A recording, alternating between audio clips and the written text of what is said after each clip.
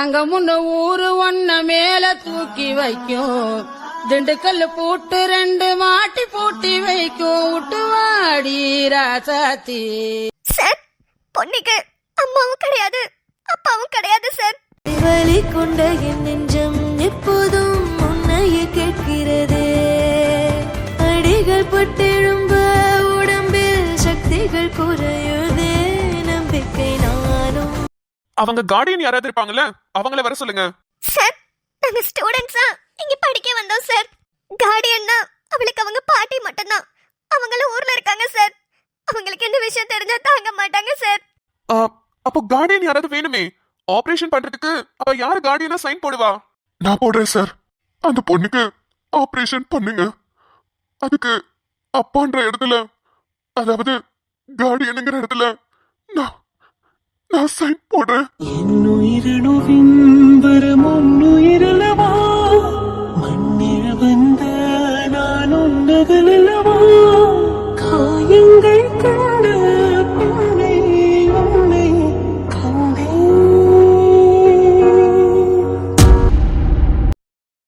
எதுக்கு சார்? நீங்க எதுக்கு சார் அவளுக்கு கார்டியன்ல சைன் போடணும்? அவளுக்கு எல்லா கெட்டதும் நீங்க தான் பண்ணுவீங்க. அதே சமயத்துல அவளுக்கு ஒரு பிரச்சனைங்கிறப்போ கார்டியன்ல நீங்க தான் சைன் பண்ணுவீங்களா? வேணாம் சார், வேண்டவே வேணாம். இதுக்கு பொண்ணையே அனுமதிக்க மாட்டா. எக்ஸ்கியூஸ் மீ, இப்ப அந்த பொண்ணுக்கு இமீடியட்டா ஆபரேஷன் பண்ணணும். நீங்க 3 பேருமே ஸ்கூல் ஸ்டூடெண்ட்ஸ். அப்ப எனக்கு தெரிஞ்சு மைனரா தான் இருப்பீங்க. சோ யாருமே கார்டியனா சைன் போட முடியாது, அவரை தவிர. சார், இந்த ஸ்டூடெண்ட்ஸ் எல்லாமே என்னோட கோச்சிங் சென்டர்ல தான் படிக்கிறாங்க. அதனாலதான் சொன்னேன் நான் கார்டியன் சைன் போடுறேன்னு. ஹோ, உங்களோட கோச்சிங் சென்டர்ல தான் படிக்கிறாங்களா? அப்ப ஸ்கூல்ல இருந்தே உங்களை தான் கார்டியனா சூஸ் பண்ணிருக்காங்க. அப்போ நீங்களே சைன் போட்டுருங்க சார். சார், ஆரம்பத்துல சொன்னேனே பொன்னி ரோட்ல விழுந்துட்டான்னு. அவ ரோட்ல எல்லாம் உழுவல சார். இவருதான் அவளை கார்ல இடிச்சிட்டாரு. நீங்க கேஸ் கொடுங்க சார். இந்த ஆளெல்லாம் சும்மாவே விடக்கூடாது. நீங்க போலீஸ்க்கு போன் பண்ணுங்க சார். நான் போலீஸ் கிட்ட எல்லாத்தையும் சொல்றேன். பிரேக் கூட பிடிக்க முடியாத அளவுக்கு கார் ஓட்டிட்டு வந்தா சார், அவ்வளவு ஓவர் ஸ்பீட்ல. வாட், ஆக்சிடென்ட்டா? அப்ப இமீடியட்டா போலீஸ்க்கு கால் பண்ணணும். இருங்க, நான் போய் சொல்லிட்டு வரேன். சார், போலீஸ்க்கு ஃபோன் பண்றதெல்லாம் இருக்கட்டும் சார். தயவு செஞ்சு பொண்ணுக்கு சீக்கிரம் ட்ரீட்மெண்ட் ஆரம்பிங்க. எங்களுக்கு பயமா இருக்குது சார். எனக்கு அப்பவே தெரியும் இது ஒரு ஆக்சிடென்ட் கேஸா தான் இருக்கும்னு. ஏன்னா தலையில இடிச்ச வேகத்துல நிறைய கிளாஸ் பீசஸ்லாம் உங்க தலையில போய் குத்தி இருக்கு. ஐயோ சார், பிளட் வர நிறைய லாஸ் ஆயிருக்கு. பிளட் சாம்பிள் எடுத்து லேபுக்கு அனுப்பியிருக்கோம். என்ன பிளட் குரூப்னு செக் பண்ணிட்டு அவங்களுக்கு பிளட் வர ஏத்தணும். அப்படின்னா இமீடியட்டா ஆபரேஷன் பண்ணி ஆகணும். நான் போலீஸ் கிட்ட இன்ஃபார்ம் பண்ணிட்டு ஆபரேஷனுக்கு தேவையானதெல்லாம் ரெடி பண்றேன். சார், நீங்க கார்டியனுக்கு வந்து சைன் போடுங்க. சரி. அப்புறம் இது ஹாஸ்பிட்டல், ரொம்ப சவுண்ட் போட்டு கத்திட்டு இருக்காதீங்க. நீங்க ஸ்டூடெண்ட்ஸ்ன்றதுனால தான் அமைதியா சொல்லிட்டு இருக்கேன். புரியும்னு நினைக்கிறேன். சரிங்க சார். பண்றதெல்லாம் பண்ணிட்டு இங்க வந்து நல்லவன் மாதிரி நடிச்சிட்டு இருக்கீங்களா? அன்பனியா, சத்தியமா சொல்றேன், இந்த ஆக்சிடென்ட் நான் வேணும்னு பண்ணல. நான் வேகமா வந்ததெல்லாம் உண்மைதான். ஆனா பொண்ணிய இடிக்கிறதுக்காக நான் வேகமா ஓட்டல. பிறகு வேற எதுக்காக வேகமா ஓட்டிட்டு வந்தீங்க? ஹாஸ்டல் வார்டன் போன் அடிச்சாரு. நீங்க 4 பேரும் எங்கேயோ வெளியே போயிட்டீங்கன்னு எனக்கு போன் வந்துச்சு. நீங்க 4 பேருமே என்னோட பொறுப்புல தான் இருக்கீங்க. நீங்க யாருக்கிட்டையுமே சொல்லாம நீங்க 4 பேரும் வெளியே வந்ததுனாலதான் இவ்வளவு பெரிய பிரச்சனை ஆயிடுச்சு. எங்கேயாவது வெளியே போகணும்னா பெர்மிஷன் லெட்டர் கொடுத்துட்டு தான் போகணும்னு உங்களுக்கு தெரியும்ல. நீங்க 4 பேரும் எதுக்கு முதல்ல வெளியே வந்தீங்க? நான் வெளியே கிளம்பினோன்னே நீங்க 4 பேரும் கிளம்பி வெளியே போயிருக்கீங்க. அந்த போன் கால் வந்ததுக்கு அப்புறம் தான் நான் ரிட்டர்ன் வந்துட்டு இருக்கும் போது இப்படி ஆயிடுச்சு. மாறா, கேட்டியா? எல்லாம் ஒன்னால தாண்டா. அப்பவே பொண்ணி சொன்னா லெட்டர் எழுதி கொடுத்துட்டு போலாண்டான்னு. நீ தான் கேட்கவே இல்ல. அல்லி, இப்படி எல்லாம் நடக்கும்னு எனக்கு சத்தியமா தெரியாதுல. நான் ஏதோ சந்தோஷமா நம்ம போயிட்டு வந்துடலாம் தானே நினைச்சேன். ஆனா பொண்ணுக்கு இப்படி ஆயிருச்சு. எல்லாம் என்னால தானே. என்ன எல்லாத்தையும் பண்ணிட்டு தப்ப எங்க பக்கம் திருப்ப பாக்குறீங்களா? முதல்ல நீங்க ஒரு விஷயம் சொன்னீங்களே, இதுக்கு முன்னாடி நான் வேணும்னு தான் பொண்ணிய திட்டினேன்னு சொன்னீங்களே, அதெல்லாம் எதுக்கு பண்ணீங்க? அது வந்து சார், கார்டியனுங்கிற இடத்துல சைன் போட்டுட்டு கவுண்டர்ல பில் பே பண்ணிருங்க சார். சரி. இந்தாங்க சார், இந்த ஃபார்ம்ல தான் நீங்க சைன் போடணும்.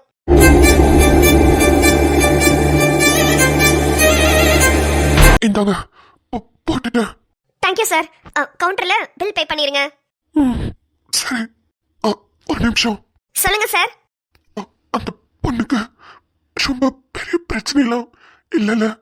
அதை நான் சொல்ல முடியாது சார். ஆபரேஷன் முடிச்சிட்டு டாக்டர் சொல்லுவாங்க. இல்ல ஒரு வாட்டி நான் அந்த பொண்ணு பார்க்கலாமா? இல்ல சார், நீங்க பார்க்கணும்னு கேட்டீங்கன்னா எல்லாரும் கேட்பாங்க. அவங்களுக்கு ஆக்சிடென்ட் ஆயிருக்கு, அவங்க கிட்ட நீங்க பேசவும் முடியாது. பார்த்துட்டு வேணா வரலாம். இல்ல பேசல மாட்டேன். ஒரு 5 செகண்ட் அந்த பொண்ணு முகத்தை மட்டும் பாத்துக்கிறேனே. யோ, நீ எதுக்கு அவன் முகத்தை பார்க்கணும்? தம்பி, இது ஹாஸ்பிட்டல் பா, எதுக்கு இப்படி கத்துற? டாக்டர் வந்தா எங்களை தான் சத்தம் போடுவாங்க. நீ கொஞ்ச நேரம் வெளியேறு. ஆபரேஷன் முடிஞ்சதுக்கு அப்புறம் நாங்களே சொல்லி விடுறோம். அப்புறம் வந்து பாரு.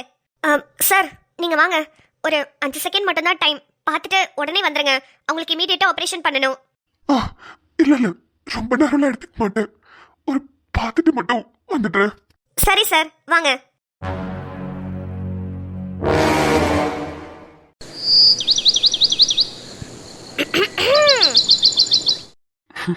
ஜில்லு, என்ன சார், ரொம்ப தீவிரமான யோசனையில இருக்கிறிய? எனக்கு வேற என்ன இருக்க போகுது? நீ இன்னும் காணுமே தான் யோசிச்சுட்டு இருந்த.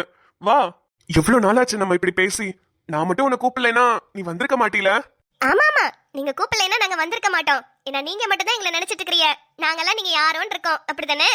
அட வாடி, வந்து ஃபர்ஸ்ட் உட்காரு. என்ன என்ன? எதுக்கு இப்ப பல்ல காட்டுற? இல்ல, நமக்குன்னு பிறந்தவன் ஒருத்தன் இருக்கானே, நம்மள தானே கல்யாணம் கட்டிக்க போறான், வருங்கால புருஷனாக போறானே, அவன் குழந்தைக்கு நம்ம தானே அம்மா.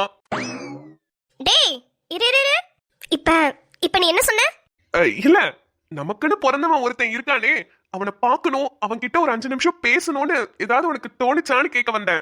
மத்த டயலாக்ஸ் எல்லாம் ஓகே தான், ஆனா ஒரு டயலாக் தான் ரொம்ப இடிக்குது. அத மட்டும் நல்லா கவனி. நான் என்ன சொல்ல வரேன்னு கூட உனக்கு புரியலையா? புரியுதுடா, நான் என்ன பண்றது? அண்ணனுக்கு அப்படி ஆனதுல இருந்து என்னால எங்கேயுமே நவர முடியல தெரியுமா? எனக்கு எதை பத்தியுமே யோசிக்க கூட தோணல. ரொம்ப கஷ்டப்பட்டுட்டேன் தமிழ். புரியுது ஜில்லு, எவங்களோ தப்பு பண்ணிட்டுலாம் சந்தோஷமா இருக்காங்க. ஆனா எல்லாத்துக்குமே நல்லதுன்னு நினைக்கிறவருக்கு, ரொம்ப துருதுருன்னு ஜாலியா இருக்கிறவருக்கு தான் இந்த மாதிரி எல்லாம் நடக்குது. சரி, நீ ஒன்னும் வருத்தப்படாத, சீக்கிரமாவே எல்லாம் சரியாயிடும். அந்த டென்ஷன்ல தான் தமிழ், உன்கிட்ட பேசுறது கூட என்னால முடியல. ஆஹா, மேடம்க்கு இது ஒரு காரணமோ? உங்க அண்ணன் அண்ணி கூட நல்ல ஜாலியா தான் இருக்காங்க. அவங்கள நினைச்சிட்டு நீ வருத்தப்படுறேன்னு என்னையும் சேர்த்து கஷ்டப்படுத்துற. டேய், ஏன்டா அப்படி சொல்ற? அதானடி உண்மை. சரி, புரியுது, சாரிடா. லே தமிழ், இது வயக்காடு, என்ன பண்ற? இல்ல, நீங்க ஏதோ சொன்னீங்க, அது என் காதுல வேற மாதிரி விழுந்துச்சுங்க. நான் என்ன சொன்னேன்? இல்ல, என்னமோ சொன்னீங்களே. சாரி சொன்னேன். இன்னொரு வாட்டி சொல்லுங்க. சாரி சொன்னேன்டா. அத நல்லா கேட்டுக்கலாமேண்டா பக்கத்துல வந்தேங்க. டேய், அப்புறம் ஜில்லு, ஒரு முக்கியமான விஷயம் சொல்லணும். என்னது தமிழ்? இல்ல, இங்கே இருந்தா சரிப்பட்டு வராதுல. ஊருக்கு போய் வேலை ஏதாவது தேடணும். ஊருக்கு கிளம்புறியா? போகணும்ல, இப்படியே இருந்தா எப்படி? அடுத்து நம்ம கல்யாணம் அப்படி இப்படின்னு வரும். அதுக்கெல்லாம் செலவுக்கு என்ன பண்றது? கல்யாணம் ஆயிடுச்சுன்னா அப்புறம் நம்ம 2 பேரும் குடும்பம் நடத்தணும். அதுக்கெல்லாம் இப்பவே வேலைக்கு போனாதானே ஏதாவது 4 காசு சேர்த்து வைக்க முடியும். ஆமா, கரெக்டு தான். நீ தான் இன்னைக்கு எங்க வீட்டுக்கு வந்து எங்க அண்ணன்ட்ட பேசுனீல, பிறகு ஒண்ணுமே சொல்லலையே. உங்க மாமாட்ட இதை பத்தி பேசுனியா? எங்க மாமனை பத்தி உனக்கு தெரியும்ல, எப்படி ஒத்துப்பாகன்னு எனக்கு தெரியல. அதுக்குன்னு தள்ளி போட்டுட்டே இருக்க முடியாதுல தமிழ். எவ்வளவு நாளைக்கு தான் இப்படியே இருக்கிறது? இப்ப நீ வேலை தேடுறதுன்னு ஊருக்கு போயிருவ, அப்புறம் நான் இங்கேயே உட்காந்துருப்பேன். நீ நடுவுல வருவ, நம்ம பாத்துக்கிடுவோம், பேசிக்கிடுவோம். இப்படி எவ்வளவு நாள் போறது?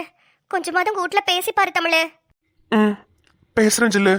முதல்ல நான் ஊருக்கு போய் ஒரு வேலையை பாக்குறேன். அங்க ஒரு நல்ல சம்பளம் கிடைச்சதுக்கு அப்புறம் நம்ம கல்யாணத்தை பத்தி பேசுவோம். தமிழ், அது சரிப்பட்டு வருமா? வேற என்ன ஜில்லு பண்ண சொல்ற? இல்லல, நீயும் படிச்சிருக்க, நானும் படிச்சிருக்கேன். 2 பேரும் ஒரே டிகிரி தானே முடிச்சிருக்கோம். 2 பேரும் ஒரே இடத்துல வேலை பார்ப்போம். அதுக்கு முன்னாடி கல்யாணம் பண்ணிக்கிட்டு போனா சந்தோஷமா இருக்குமேன்னு பார்த்தேன். அதுக்கு இப்பவே எப்படி ஒத்துப்பாக? என்கிட்ட இப்ப வேலை இல்ல ஜில்லு. உங்க அண்ணன் எப்படி என்ன நம்பி கல்யாணம் கட்டி கொடுப்பாரு? எங்க வீட்ல நான் பேசிக்கிடுவேன், ஆனா உங்க வீட்ல தான் என்ன சொல்றாங்கன்னு தெரியல. அதுலயும் உங்க மாமாவையும் உங்க அக்காவையும் நீ எப்படி சமாளிக்க போறேன்னு தெரியல.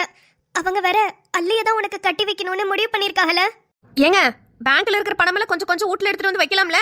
என்னதுக்குடி இப்பவே பேங்க்ல இருக்கிற பணத்தெல்லாம் வீட்டுல எடுத்துட்டு வந்து வைக்க சொல்ற? ஏனுங்க, ஜனவரி மாசமே முடிய போகுது. பிப்ரவரி 1 மாசம், மார்ச் 1 மாசம் தான் இருக்குது. அப்புறம் புள்ளைக்கு பப்ளிக் எக்ஸாம் வந்துரும். பப்ளிக் முடிஞ்சோடனே கல்யாணத்தை பண்ணி வைக்கணும்ல, அல்லிக்கும் தமிழுக்கும். 2 மாசத்துல என்னென்ன வேலையெல்லாம் பார்க்கணும்? மண்டபம் பார்க்கணும், பத்திரிக்கை அடிக்கணும், ஊர்க்காரங்கள்ட்ட போய் சொல்லணும். எத்தனை வேலை இருக்குது? இப்பவே கொஞ்சம் கொஞ்சமா ஆரம்பிச்சாதான் சரியா வரும். இருடி, அள்ளி சென்னையில இருந்து வரட்டும், பிறகு பாத்துக்கிடலாம். பிறவு பாத்துக்கலாம் இதே சொல்லுங்க. அப்பைய பிடிச்சு வேணாம் சொல்லிக்கிட்டு இருந்தேன். அள்ளி எப்படியும் கல்யாணம் கட்டிட்டு போறான்னு தெரியுது. பிற வெண்ணத்துக்கு சென்னைக்கெல்லாம் அனுப்பிக்கிட்டு இருந்தியே. படிக்க வைக்க போறதா இருந்தா பரவாயில்ல, சென்னைக்கு அனுப்புறதுல ஒரு நியாயம் இருக்குது. அவளுக்கு இன்னும் 2-3 மாசத்துல தமிழோட கல்யாணத்தை கட்டி வைக்க போறோம். சரி விட்டு, இன்னும் கொஞ்ச நாள்ல வந்துருவா. வந்தோடனே அவகிட்ட கேட்டுட்டு முறைப்படி எல்லாத்தையும் பண்ணி முடிச்சிருவோம். உங்க அண்ணன் வீட்டுக்கு போகணும்னு சொல்லி தானே கூப்பிட்டேன். பிற வெண்ணத்துக்கு போற வழியிலேயே இதெல்லாம் பேசிக்கிட்டு இருக்கிறவ. வா, பஸ் ஸ்டாண்ட்ல போய் நிக்கலாம். நான் சொல்றது எதையுமே கேட்கறது இல்ல. நாளை பின்ன நடுத்தருவுல தான் நிக்க போறீங்க பாருங்க. வந்து தொலைங்க. ஆமா, நீ சொல்றத கேட்கலன்னா நாங்க நடுத்தெருவுல நிப்போம். நீ சொல்றத கேட்டு நடந்துக்கிட்டா நாங்க அப்படியே அம்பாடி பரம்பரை ஆயிருவோம். வாடி.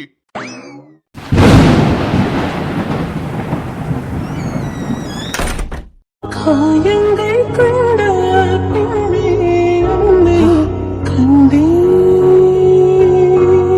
பொன்னி, நான் பேசுறது உன் காதுல உழுதா என்னன்னு கூட எனக்கு தெரியல. ஆனா சத்தியமா சொல்றேன், இந்த ஆக்சிடென்ட் நான் வேணும்னு பண்ணல பொன்னி. இதுக்கு முன்னாடி உன்னை நான் திட்டினது, அசிங்கப்படுத்தினது எல்லாம் உண்மைதான். ஆனா இதெல்லாம் நீ நீ என்னோட வைஃப் நீலாம்பரிக்கு ரொம்ப டார்ச்சர் கொடுத்ததுனால, அவ என்ன பண்ண சொன்னதுனாலதான் நான் பண்ணேன். என்னமோ தெரியல, என்னோட பழைய காலத்துல நான் நிறைய விஷயங்கள் பண்ணியிருக்கேன். அதெல்லாம் எதுவுமே உனக்கு தெரியாது. என்னோட 4 பொம்பளை பிள்ளைங்களையும் என் கையால விஷத்தை வச்சு கொண்டிருக்கேன். அடுத்தடுத்து 4 பிரசவம் ஆனதுனால என் முத பொண்டாட்டி ராஜேஸ்வரி செத்து போயிட்டா. எங்க அம்மாவை அப்படியே அம்போன்னு அதே ஊர்லயே விட்டுட்டு வந்துட்டேன். இத்தனையும் பண்ணனா ஒரு நாள் கூட அதை நினைச்சு வருத்தப்பட்டதே கிடையாது. அதெல்லாமே என்னோட சுயநலத்தோட நான் தெரிஞ்சே செஞ்ச தப்பு. அதுக்கே வருத்தப்படாதன்னா இன்னைக்கு என்னால உனக்கு இப்படி ஆயிருச்சேன்னு நினைச்சு ரொம்ப வருத்தமா இருக்கு. எனக்கே ஒரு மாதிரி வித்தியாசமா தோணுது. எதுக்குமே கலங்காதன்னா எதுக்கு இப்படி கலங்கி போய் நிக்கிறேன்னு எனக்கு புரியல. உன்னை பார்த்த நாள்ல இருந்து, ஆரம்பத்துல இருந்தே உன்னை கோபமா மட்டும்தான் பார்த்திருக்கேன். ஆனா இப்ப உன்னை பார்க்கறதுக்கே பாவமா இருக்கு. ஒரு மாதிரி சங்கடமா இருக்கு. அம்மாவும் இல்லாம அப்பாவும் இல்லாம நீ எவ்வளவு கஷ்டப்பட்டு வளர்ந்துருப்ப. உனக்கு இப்படி ஒரு நிலைமை ஆனதுக்கு நான் காரணம் ஆயிட்டேனே. அதை நினைச்சாதான் ரொம்ப ரொம்ப கஷ்டமா இருக்கு பொன்னி. என்ன ஆனாலும் சரி, எப்படியாவது உன்னை குணப்படுத்தி உன்னை ஊருக்கு அனுப்பி வைக்கிறது தான் என்னோட முதல் வேலை. இதுக்கு மேல உனக்கு நான் கஷ்டத்தை கொடுக்க விரும்பல பொன்னி. ஆபரேஷன் நல்லபடியா முடிஞ்சோடனே நீ ஊருக்கு கிளம்பிடு. நீலாம் பறிக்கிட்ட நான் சொல்லிக்கிறேன். ஆபரேஷன் நல்லபடியா முடியணும். இப்ப வரைக்கும் நீ என் கார்ல வந்து கண்ணாடிய உடைச்சுக்கிட்டு வேகமா வந்து விழுந்தது என் கண்ணுக்குள்ளே நிக்குது. என்னால அதை ஜீர்ணிச்சுக்கவே முடியல. சரி, இப்ப உனக்கு ஆபரேஷனுக்கு ரெடி பண்ணிட்டு இருக்காங்க. ஆபரேஷன் முடியட்டும். அப்புறம் நீ நல்ல குணமாய் வந்ததுக்கு அப்புறம் நான் உன்கிட்ட வந்து பேசுறேன். அப்பா,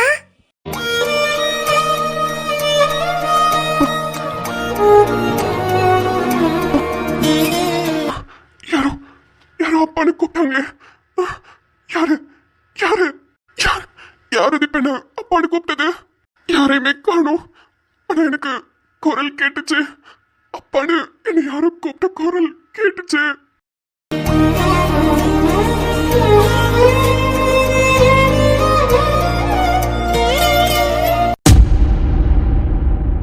எப்படியாவது சமாளிச்சுதான் ஆகணும் சொல்லு. ஏதோ எங்க அக்காக்கு மட்டும்தான் அதுல விருப்பம் இருந்ததுனால அது என்னமோ பண்ணிக்கிட்டு இருக்கு. ஆனா அள்ளிக்கு அதுல சுத்தமா விருப்பம் இல்ல. அதனால கொஞ்சம் தப்பிச்சேன். அள்ளிக்கும் ஒரு வேலை என்ன பிடிச்சிருந்து நான் தான் கல்யாணம் கட்டிக்கணும்னு ஒத்த காலில் நின்றுட்டு இருந்தானா, அவளைதான் எல்லாத்தையும் சமாளிக்கிறதுக்குள்ள போதும் ஆயிருந்திருக்கோம். ஐயா, சாருக்கு ரொம்ப ஆசைதான். உங்களுக்குலாம் நான் கிடைச்சதே பெரிய விஷயம். இதுல அள்ளி வேற ஒத்த கால நிக்கணுமா? தமிழ அக்கா அக்கா டேய், நீ பேசாத. ஏய், உனக்குல கொஞ்சம் கூட மான வெக்கமே இல்லையாடி? என் புள்ள அள்ளிக்கு என் தம்பிய பேசி வச்சிருக்கோன்னு உனக்கு தெரியுமா தெரியாதா? அப்படி தெரிஞ்சிருந்தோம் மானங்கிட்ட போய் என் தம்பிட்ட வளைஞ்சு பேசிக்கிட்டு இருக்க. சீ, நீ எல்லாம் ஒரு பொண்ணா? அக்கா வாய மூடு. இங்க நீ தான் நினைச்சுக்கிட்டு இருக்க அள்ளிக்கு என்னை கல்யாணம் கட்டி கொடுக்கணும்னு. ஆனா நான் ஒரு நாள் கூட நினைச்சதில்ல அள்ளிய கல்யாணம் கட்டிக்கணும்னு. இங்க பாரு, குழலி ஒண்ணும் மானங்கிட்டு போய் என் கூட எல்லாம் பழகல. நானும் குழலியும் ஒருத்தருக்கு விரும்புறோம். நான் குழலிய தான் கல்யாணம் கட்டிக்குவேன். அவளை தவிர வேற யாரையும் என்னால நினைச்சு கூட பார்க்க முடியாது. இதுதான் உனக்கு கடைசி. எதுவா இருந்தாலும் என்கிட்ட பேசு. குழலி அடிக்கிற வேலையெல்லாம் இனிமே வச்சுக்காத. அவளை அதட்டி பேசுறதுக்கு கூட உனக்கு உரிமை கிடையாது.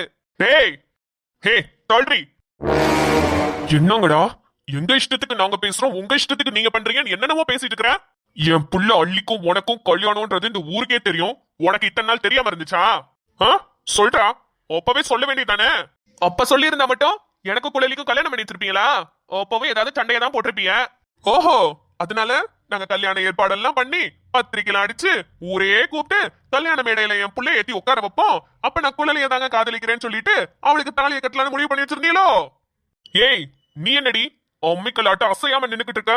உன்கிட்ட அப்பவே ஒரு வாட்டி சொன்னா இல்லையா, ஒண்ணு இந்த ஊரை விட்டு நீ கிளம்பணும், இல்லன்னா தமிழை நினைச்சே பார்க்க கூடாதுன்னு சொன்னேன்ல. சொல்லுடி, வாயில என்ன வச்சிருக்க? அது வந்து சொன்னீங்க, ஆனா என்னால தமிழ மறக்க முடியாது. மறக்க முடியாதா? ஏய், நாக்கு இழுத்து வச்சு அறுத்து போடுவேன். ஜிலு, இங்கிட்டு வா. தமிழ வேணா விட்டுரு. இறங்க. அப்ப என் பொண்டாட்டி, அவளை திட்டுறதுக்கோ அவளை பத்தி தப்பா பேசுறதுக்கோ யாருக்குமே உரிமை கிடையாது. யாராவது பேசுனீங்க, யாரையும் சும்மா விட மாட்டேன். பொண்டாட்டியா? ஏங்க, இது சரிப்பட்டு வராதே. அள்ளிக்கும் என் தம்பிக்கும் தான் கல்யாணம் பண்ணி வைக்க போறோம்னு ஊருக்கே தெரியும். அள்ளி படிச்சது போதும், அவ கிழிச்சது போதும். நீங்க இப்பவே சென்னைக்கு போங்க, போய் அள்ளிய கூட்டிட்டு வாங்க. 10ஆம் கிளாஸ் பப்ளிக் பரிச்சை வரைக்கும் அவ டைம் கேட்டு இருந்தா. வேணாம், இப்பவே இந்த நிமிஷமே சென்னைக்கு பஸ் ஏறி போய் 2 நாள் அவளை கூட்டிட்டு வரீங்க. அடுத்த முகூர்த்தத்துல என் தம்பிக்கும் நம்ம பிள்ளை அள்ளிக்கும் தான் கல்யாணம்.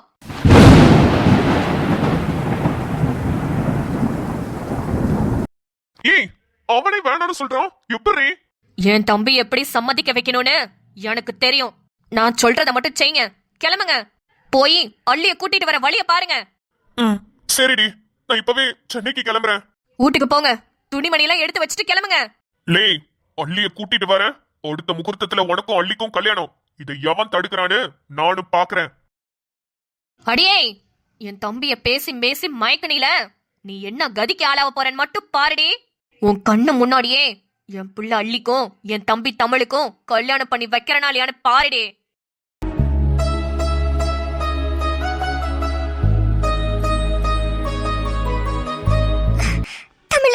ஜில்லு, இவங்க பேசுறதெல்லாம் நினைச்சிட்டு நீ ஒன்னும் வருத்தப்படாத. நீ கிளம்பு. என்னைக்கா இருந்தாலும் தாலின்னு ஒண்ணு என் கையால எரிச்சுனா அது உன் கழுத்துல மட்டும்தான். நீ வீட்டுக்கு போ, மொத்தத்துல பிறகு பேசிக்கலாம். சரி தமிழ. பிரின்சி மேம், இப்ப எப்படி இருக்கு உங்களுக்கு உடம்புக்கு? நல்லா இருக்கா மேம்? பரவாயில்ல. ஆதித்யா வந்தாரா? வந்தாரு மேம். என்ன கத்தியால குத்துனது யாருன்னு கண்டுபிடிச்சிட்டாரா? இல்ல மேம், அத பத்திலாம் எதுவும் சொல்லல. ஆதித்யா சாரோட வைஃப் நிலா தான் உங்களுக்கு ஆபரேஷன் பண்ணாங்க. அதனால உங்க ஹெல்த் கண்டிஷன் எப்படி இருக்குன்னு அப்பப்பா வந்து கேட்டுட்டு போனாரு. மத்தபடி கேஸ் விஷயமாலாம் ஒன்னும் சொல்லல மேம். ஓ சரி, ஆதித்யாக்கு ஒரு கால் பண்ணுங்க. நான் ஆதித்யா கிட்ட பேசி ஆகணும். மேம், சார் வெளியே தான் இருக்காரு. அவங்க வைஃப் கிட்ட தான் பேசிட்டு இருக்காரு.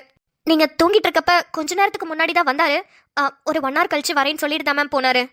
அப்படியா? அப்போ சரி. பாண்டியன் கிட்ட இன்ஃபார்ம் பண்ணீங்களா? மேம், சாருக்கு தான் மேம் கால் பண்ணிட்டே இருக்கேன். ஆனா ஃபோன் ஸ்விட்ச் ஆஃப்ல இருக்கு. ஸ்விட்ச் ஆஃப்ல இருக்கா? ஆமா மேம். அவரோட ஆஃபீஸ் நம்பருக்கு கால் பண்ணீங்களா? ஆஃபீஸ் நம்பர் என்கிட்ட இல்ல மேம்.